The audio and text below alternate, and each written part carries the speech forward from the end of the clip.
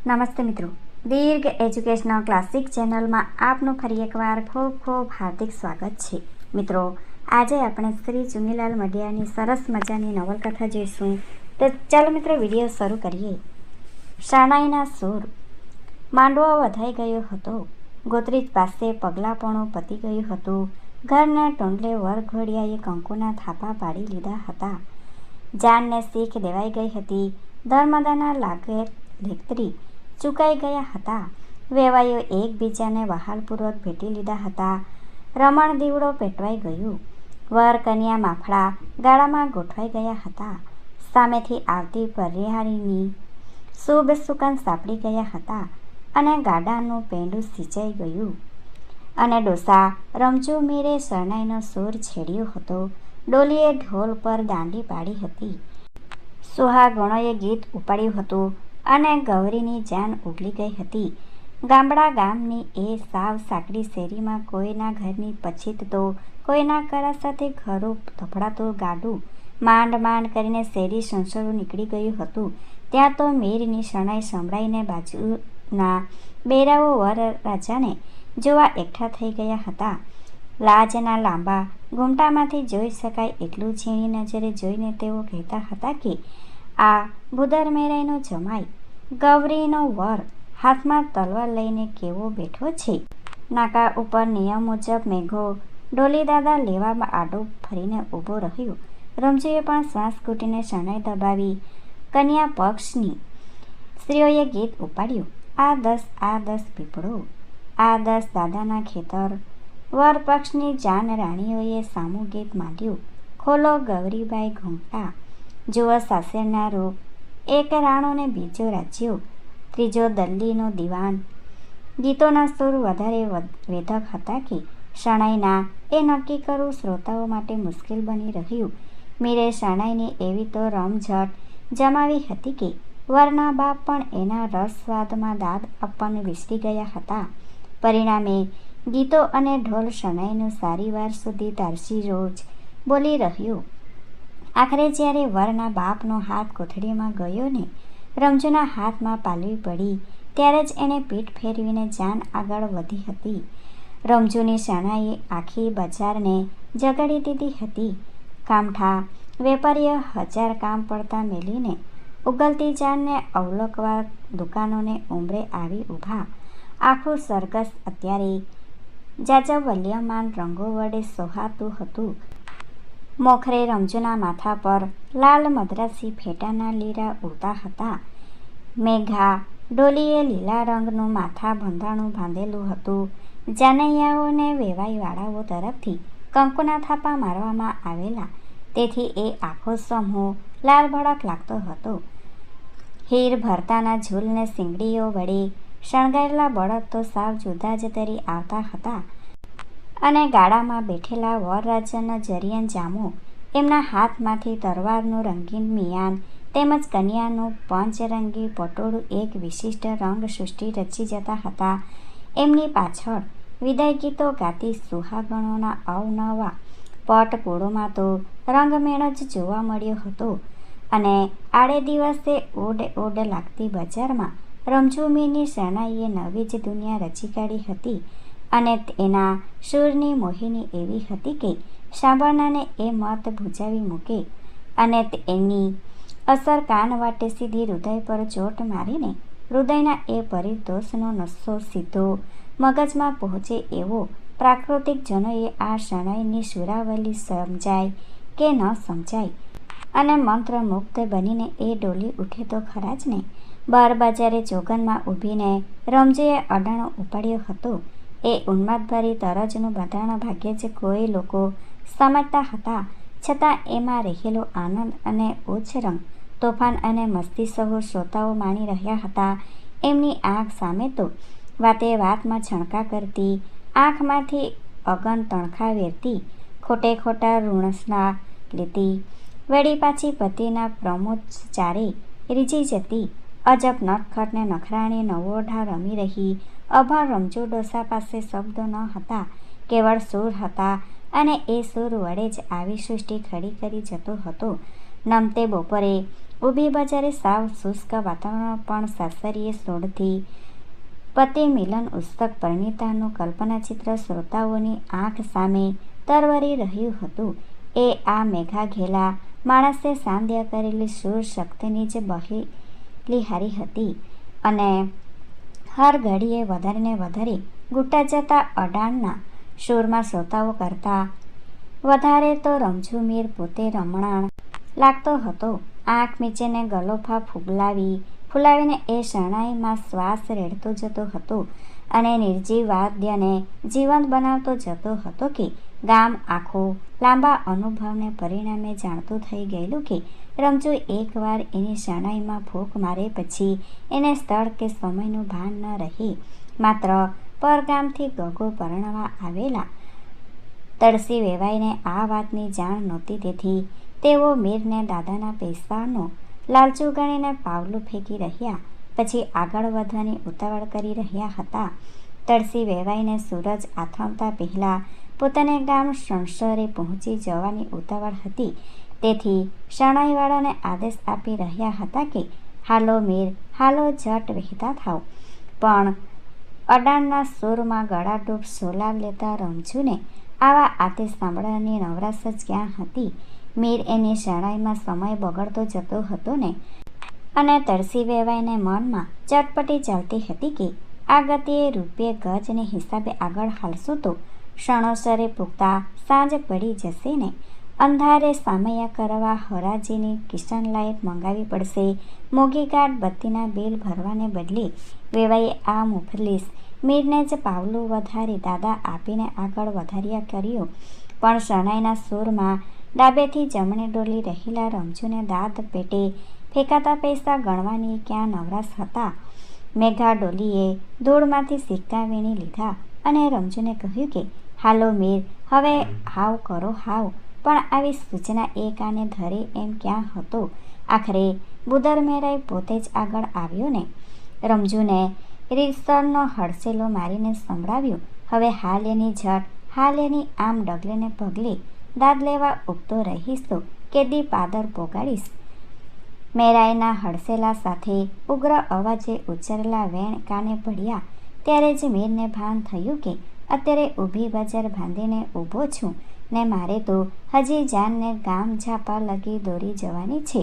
અને રમઝુ યંત્રવંત આગળ તો વધ્યો પણ એનું દિમાગ અને દિલ પણ બરોબર એ દાયકા જેટલું જાણે કે પાછળ હટી ગયું હતું. 20 વર્ષ પહેલાં આવા જ એક નમતા બપોરે રમઝુ મીરે પોતાની જ પુત્રી સકીનાને સાસરે વળાવી હતી. હૃદયમાં ઊંડે ઊંડે ખૂપેલું શલ્ય સળ વળીને જવો વેદનાનો ચિત્કાર નીકળે એવો જ મુક્ત ચિત્કાર આ જૂના સ્મરણોના સળવળાટે મીરના હૃદયમાંથી ઉઠ્યો હતો અને આપોઆપ એની શરણાઈનો સૂર બદલાઈ ગયો હતો. અડાણનો ઉન્માદ અને ઉચ્છરંગ ઓસરી ગયું અને સ્થાને હવે કોરાયેલા કાળજાનું દર્દ વહેવા લાગ્યું. એકાએક થઈ ગયેલો આ તાન પલટો શ્રોતાઓ સમજી ન શક્યા પણ આ નવા સૂરની અસરમાં આવતા એમને વાર ન લાગી. આકાશમાં પૂર્ણંદુ પ્રકાશ્યો હોય, પૃથ્વી પર શીઘ્ન શીતળ કોમોદી રેલાતી હોય અને એમાં એકાએક કાળી વાદળી આવી ચડતા ચોગરદમ અંધકારના ઓળા ઉતરી રહે અને આખા વાતાવરણમાં એક ઊંડી ઉદાસી ફેલાઈ જાય એવી જ અસર અત્યારે ઉગલતી જાનમાં વર્તાઈ રહી. ઘડીવાર પહેલાં આનંદમાં ગુલતાન હતા એ જાનૈયો સાવ મૂંગા થઈ જ ગયા હતા.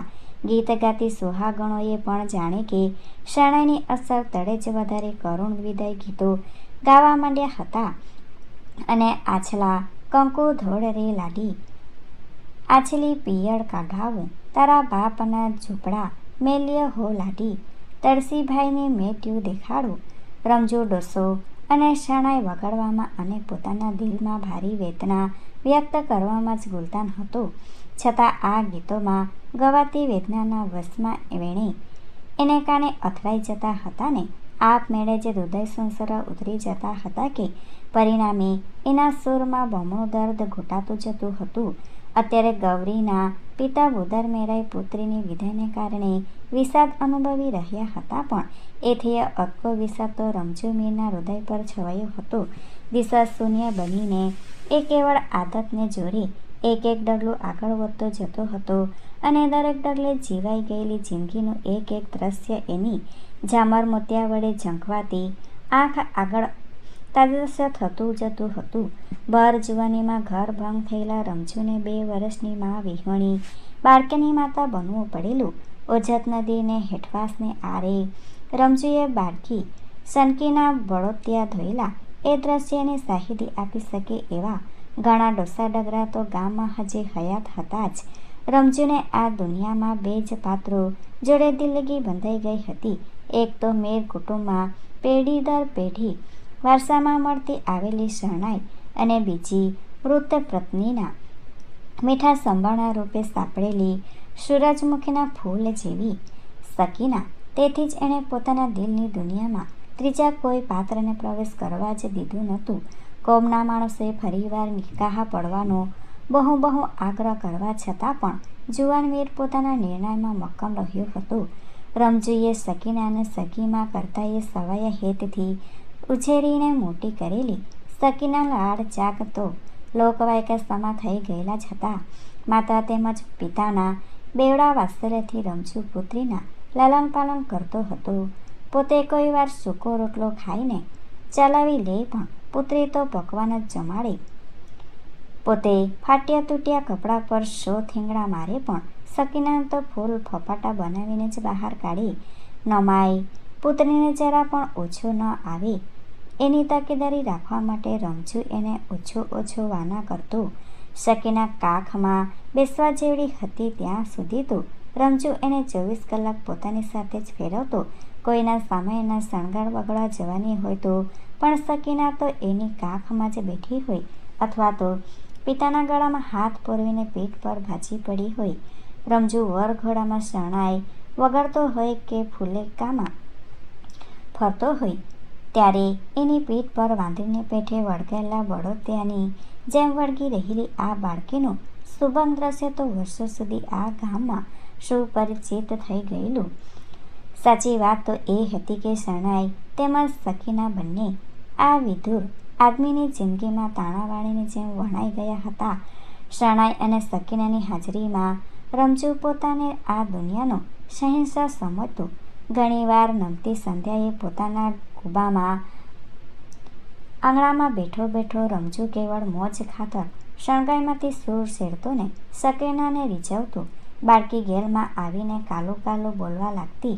એના કાલા ઘેલા બોલવામાં રમજુ મૃત પત્નીની પ્રેમ પ્રચુર વાણી સાંભળી રહેતો અને આ રીતે શરણાઈ એ રમજુ મીર માટે કેવળ રોટલો રળવાનું જ સાધન નહોતું. વેદેહી જીવન સંગીતની સાથે સાનિધ્ય અનુભવવાનું, એના જીવન બીના સાથે એક સૂર, એક તાલ, એક રસ બનવાનું જીવતું જાગતું વાદ્ય હતું. તેથી જ તો પત્નીની કબર પર ફૂલ ચડાવવા જતો ત્યારે ઓટા પર મરવાના ફૂલ છોડની મહેક માણતો એ શરણાઈના સૂર વહાવતો ને રમજુની આ વિચિત્ર લાગતી ખાસિયત ગામ આખામાં ચર્ચાનો વિષય બની ચૂકેલી. વહાલા ડાહ્યા લોકો આ ગરીબ માણસની આવી ધૂનને ગાંડપણમાં ખપાવતા પણ મનસ્વી મીરને આવા અભિપ્રાયથી ક્યાં પડી હતી. એ તો સપનાને સહારે જિંદગી જીવતો હતો ને શરણાઈ વડે એ સપના સાચા પાડતો ગયો હતો. પાપણમાં પુરાયેલા સુમધુર સ્વપ્ન સામે સકીનાને પણ રમજુએ એક દિવસ સાસરે વળાવી પડી હતી અને તે દિવસે એણે પારાવાર દુઃખનું અનુભવનું હતું. અત્યારે એના ડગલા ગામ જાપાની દિશામાં પડતા હતા પણ એના મનનું માંકડું તો અતીતની યાત્રાએ ઉપડી ગયું હતું. પ્રસંગની પરાક્રમમાં કરતું એ વારે વારે પુત્રી વિદાયના આ પ્રસંગ પર આવીને અટકતું હતું. પુત્રી વિદાયને તે એ પ્રસંગ તાજો થતાં ડોસાનું વસ્તદ હૃદય વલોવાઈ જતું હતું અને એ વલોપાર શરણાઈના સૂર માટે વ્યક્ત થઈ જતું હતું. અત્યારે પોતે ખોબા ખારેકની લાલચે શરણાઈ વગાડવા આવ્યો હતો એ વાત રમજુ વિસરી ગયો હતો. સસરે સોઠી રહેલી કન્યા મુદર મેરાઈની ગૌતરી છે એ હકીકત પણ એ ભૂલી ગયો હતો. અત્યારે તો પોતાની સગી દીકરી સકીનાને વિદાય અપાય છે એમ સમજીને શરણાઈમાં હૃદયની સઘળી વ્યથા રેડી ગયો હતો. તેથી તો જાન છાપે પહોંચતા સુધીમાં તો રમઝુના દર્દનાક સુરોએ આખું વાતાવરણમાં ભાર ઝુલ્લું બનાવી મૂક્યું હતું. આનું કારણ એ હતું કે સકીનાનું સંભાળનું રમઝુ માટે જરાય સુખનું નહોતું. ડોસાના કાળજામાં વિસ્મરણની રાખ તળી સકીના નામનો ધગધગતો અંગારો ભરેલો પડ્યો હતો. આવે પ્રસંગે એ રાખનો અવતરણ દૂર થતાં ડોસાની ભીતરમાં ભડકા ઉઠ્યા.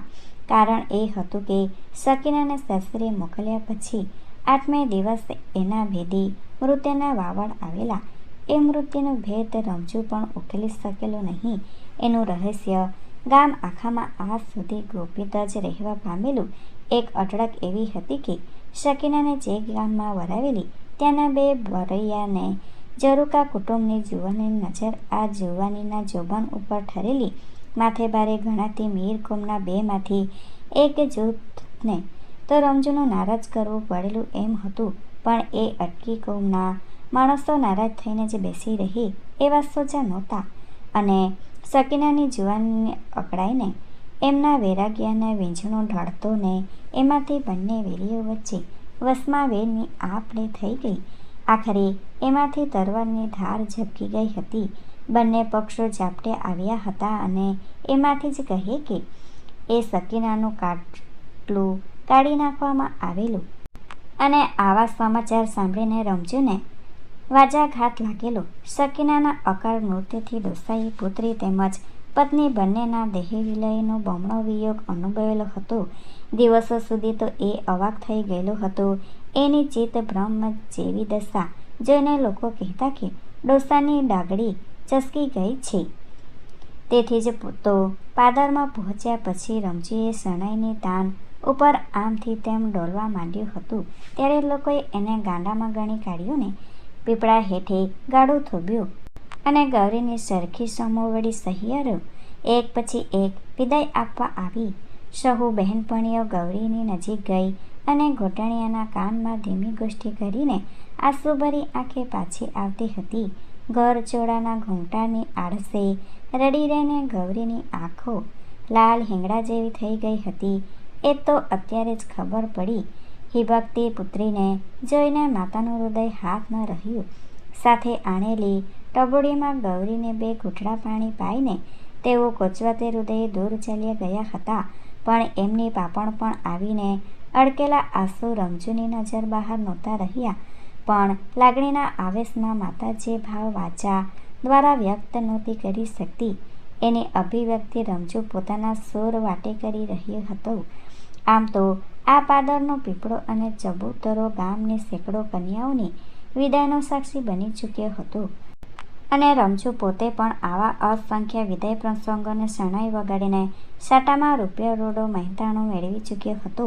ખોભો ભરીને ખારેક લાડવા વગેરે લઈ ચૂક્યો હતો. પણ આજની વાત અનોખી હતી. આજનું વણામણું વિશિષ્ટ હતું. આજનો વિદાય પ્રસંગ સાવ વિલક્ષણ હતો. આજે દર્દનાક શરણાઈ વગાડનાર માણસ અવસ્થાને આરે પહોંચેલો ખપકી ગયેલો અને રમઝુ મીર ન હતો પણ 20 વર્ષ પહેલાં સકીનાને વિદાય આપનાર પિતા પુત્ર હતો.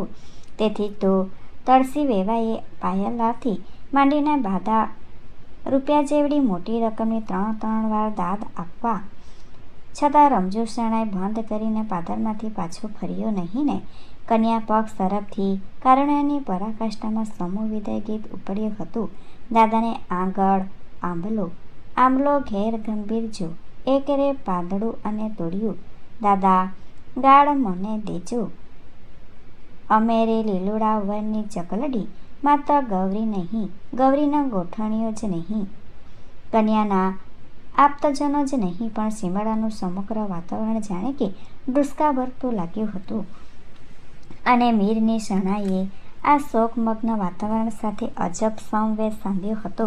એના સૂરમાં ઘૂંટાતું દર્દ વાતાવરણની ગમગીને દ્વિગુણી બનાવી ગયું હતું. રમઝુ જગ્યો હતો. એની શરણાઈ જગી હતી પણ પોતાના ચીરાયેલા દિલની વેદનાને જગાવવામાં પણ ડોસો ચેન અનુભવતો હતો. પણ કન્યાને લઈને ઝટપટ ઘર ભેગા થઈ જવાની ઉતાવળમાં વરરાજા તેમજ વરના બાપ તળસી વેવાઈ તલપાપડ થઈ ગયા હતા. પાદાના મોકળા પટમાં મોકળે મને સુરાવટ રેલાવી રહેલા મીરને જોઈને વેવાઈની અકળામણ વધતી જતી હતી, પણ આખરે એમણે બુદરમેરા સમક્ષ એ અકળામણ વ્યક્ત કરી પણ ખરી. પણ આ તમારો મીર તો ભારિયા લાલચુ લાગે છે. આટલી દાદ દીધી તોય હજી ધરાવ નથી થતો એમને.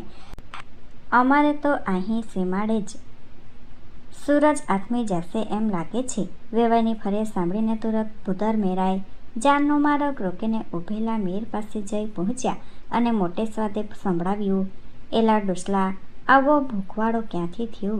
આટલી બધી દાત દીધી તોય હજી તને ધરપત નથી. આટલા પાવલા પડ્યા તોય હજી હાવ નથી કહેતો. પણ રમજુ તો પોતાની શરણાઈના સૂર સિવાય બીજું કાંઈ સાંભળે એમ જ ક્યાં હતો.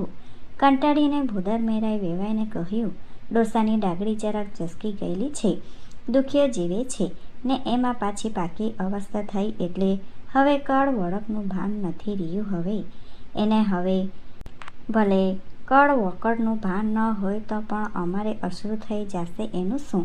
તળસી વેવાઈએ તીખે અવાજે કહ્યું. એક તો ભીકાણો મારકને ભેગું જોર જોખમ. હવે બુદરમેરાઈનો મિજાજ હાથથી ગયો.